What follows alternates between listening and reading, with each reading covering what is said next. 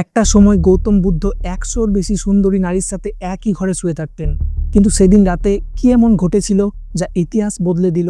ছেলে সন্ন্যাসী হয়ে যাবে এই ভয়ে রাজা শুদ্ধোধন সিদ্ধার্থের জন্য গ্রীষ্ম, বর্ষা আর শীতকালের জন্য ৩টি আলাদা বিলাসবহুল প্রাসাদ বানান, আর সেগুলো ভরিয়ে দেন শত শত রূপসী নর্তকী দিয়ে। দিন রাত ২৪ ঘন্টা সিদ্ধার্থকে রূপের নেশায় পাগল করে রাখাই ছিল তাদের একমাত্র কাজ। রাজকুমারের বয়স তখন ২৯।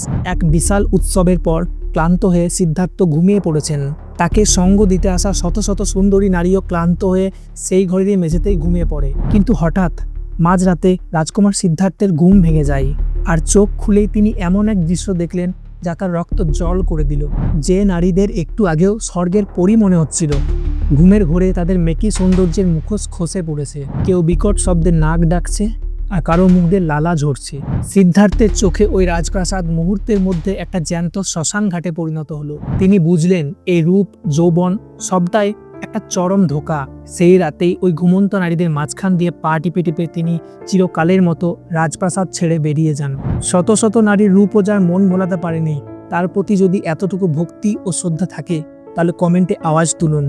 আর ইতিহাসের এমন ফ্যাক্ট বেস বর্ণনা দেখতে ফলো করুন সুমন ডিকোডস।